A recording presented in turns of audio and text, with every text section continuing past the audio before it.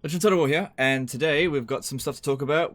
We've got one of, I am assuming, the final trailers for Total War Warhammer 3. An in-engine trailer detailing a Nurgle versus Slaanesh battle, where the Advisor was involved. So I think this is one of the better trailers for Total War Warhammer 3. I'm feeling a little less fatigued about the trailers and blogs now, because at least we have had some gameplay. It'd be cool to see some campaign stuff, but I imagine that stuff's coming fairly soon. And at least we're getting campaign mechanics blogs. So, we've got some stuff that we're mostly just going to be speculating on. There's a few units you can probably look at and see that are going to be in the game from the trailer. But I think we've got pretty clear indications of the Legendary Lords for both Nurgle and Slaanesh. So that's what I want to focus on to begin with, and then we'll move on to other things. Alright, so first up, let's talk about the Nurgle one. If we could just get a good shot on him. There we go.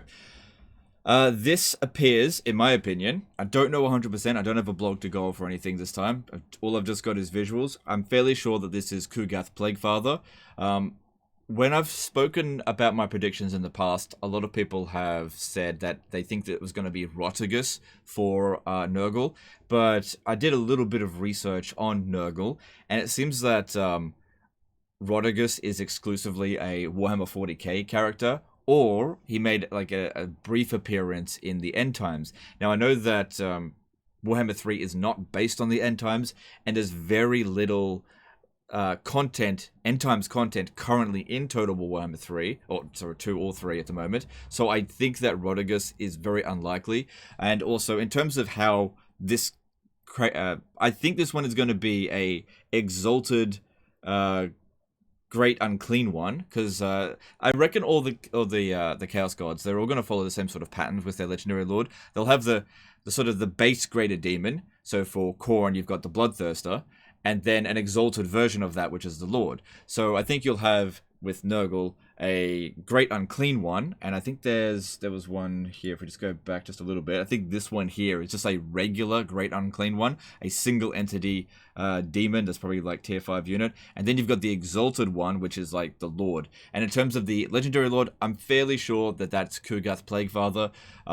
It just doesn't really fit the MO in the way that Creative Assembly is doing this for it to be any other Legendary Lord, because it seems to me that what they're going for, each of the Legendary Lords for these Chaos Gods, is that they're going to get like the most well-known one for each one. So that being Scarbrand for Khorne, Kairos Fateweaver for Sinch, Kugath Plaguefather for Nurgle, and when we go over to Slaanesh, we can see that that is most certainly, here we go, that is like 100% confirmed to be Tits McGee. No, I'm just kidding. That's N'kari,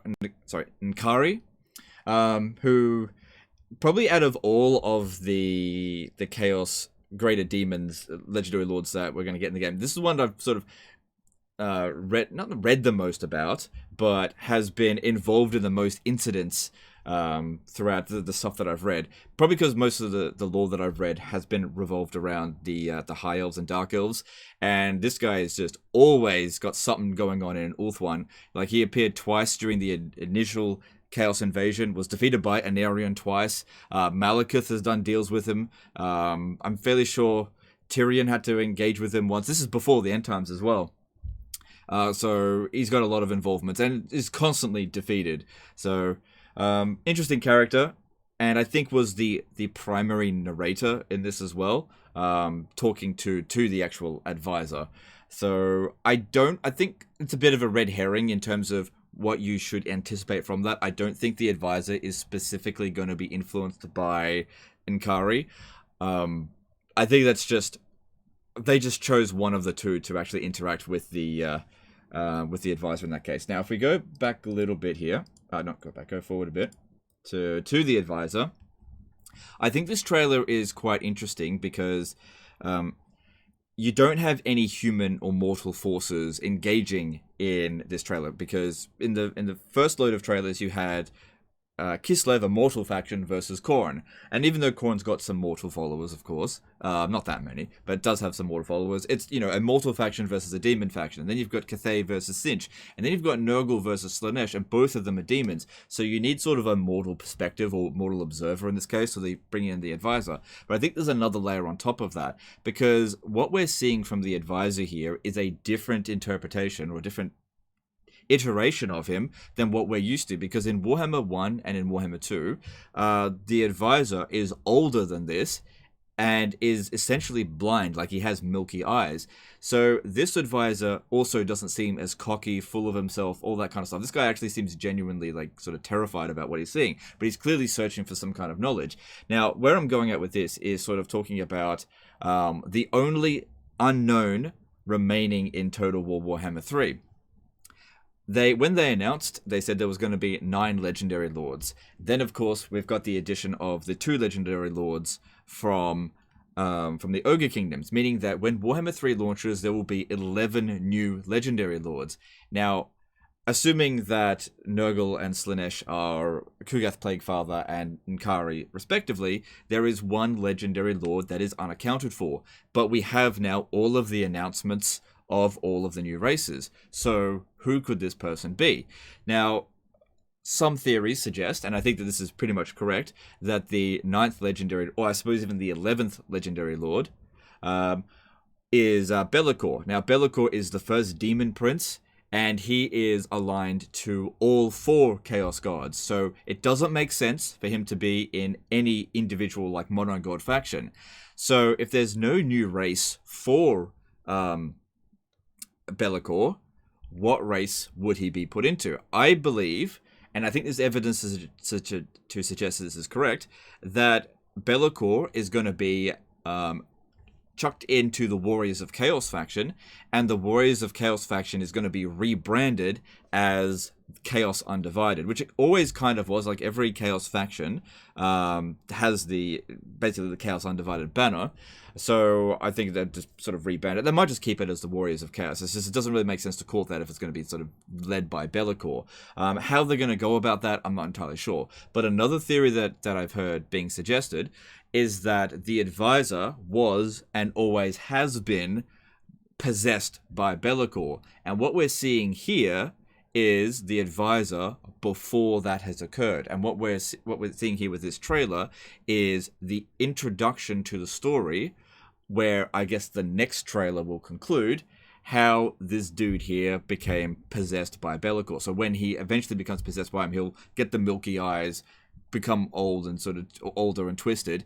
Because the way that Be'lakor kind of works is he's stuck in the Chaos realm, right? He can't really manifest pretty much under any circumstance, unless the vortex is completely collapsed in the mortal realm. So he has to possess mortals of like extreme amounts of power in order to have any influence over the mortal realm, because he wants to play his part.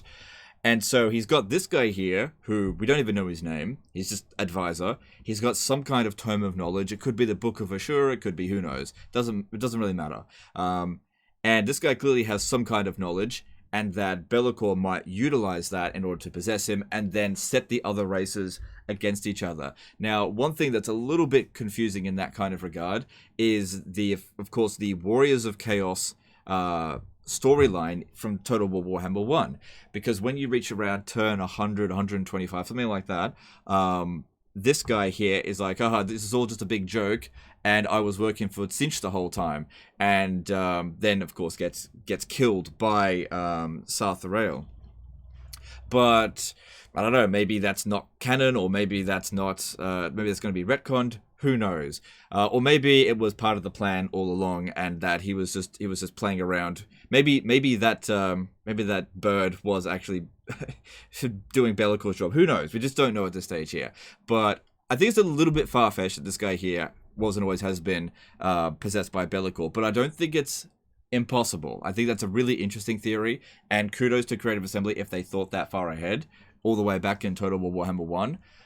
Not entirely sure. However, I am fairly sure because there's pretty much, just by process of elimination, no one else that the 9th or 11th Legendary Lord could be Be'lakor, and it does make sense that he would be in the Warriors of Chaos faction, because what other faction do you expect him to be in? Cathay? Greenskins? It doesn't make any sense for him to be in any other faction. You can't put him into Khorne, unless he's the kind of faction that, kind of Legendary Lord, that can basically pick whichever faction he's in at any given time, which I think would be a bit weird in that sort of situation there. Because I imagine that the Warriors of Chaos are going to get a rework right from day one with Warhammer 3. There was a little bit of an indication to that when in the Cinch mechanic blog for Kairos Fateweaver, it mentioned that in his starting province, it is occupied by a faction of Warriors of Chaos. Like, they actually occupy territory.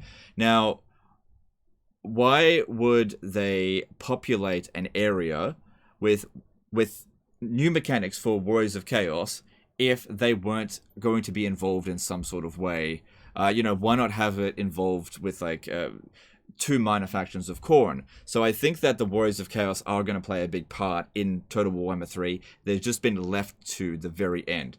But again, I don't know for certain, but I think all signs are starting to point to it. But I think it's also important to point out that I have been wrong about things in the past.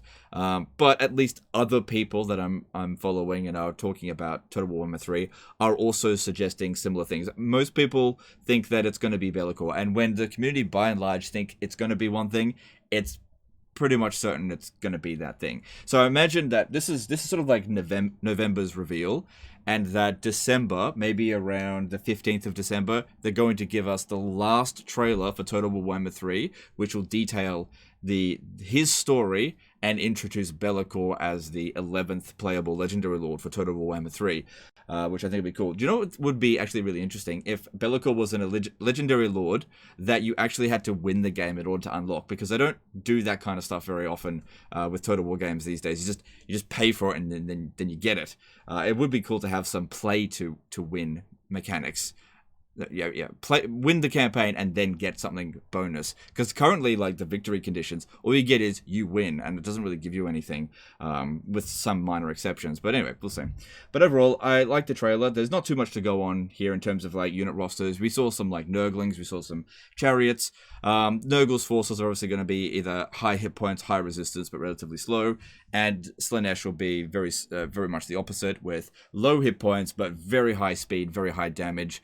Very sort of like a demon reflection of the Dark Elves, I think. Whereas Nurgle is probably going to be very similar to, what's a really slow lumbering faction that has really high resistance? Lizardmen? I don't know. Maybe we don't need to compare it to anything. But yeah, both of them should be interesting factions, but we got to wait to see some Legendary Lord blogs and mechanics blogs and whatnot. But anyway, I hope you guys enjoyed this video. I hope you enjoyed the trailer. We'll find out more information soon enough. People have also been asking me about the new battle mechanics for Total War Warhammer 3. I didn't want to make a video on it because it would be like a 1-minute video, but I just want to mention, I thought the stuff was cool. Most of that stuff is going to be very useful for people not playing on Legendary, because a lot of that stuff is like probably going to be disabled on Legendary, like slowing down time to cast spells. I imagine that on Legendary that's not going to be a thing, so it's just not something that I was like super excited about. Same thing with like using a hotkey to select idle units. That would definitely be useful, but I don't think that's like essential or anything. So I think that's good for newer players. But yeah, a lot of quality of life improvements coming for Total War Warhammer 3 on the battle mechanic side of things, but nothing that I thought was like outstanding or anything. There's just nothing special at this stage. So I just wanted to mention that briefly. Anyway, that's the end of this one. I will... Oh yeah, but by the time you're seeing this, I'll be live streaming, so don't forget to come check out the live stream. I'm currently playing a Tyrion campaign. At least at the time of me recording this, I haven't lost a single battle in that campaign, but things are getting a little bit dicey. But by the time this video comes out, I will have been live streaming for, I don't know, half an hour, and there's a bit of a dicey situation with Gorok, so we'll see. Anyway, come and watch that. Happy to talk more about Warhammer 3 during the live stream, and I will see you guys later. Appreciate you, and see you next time, fuckers. Bye.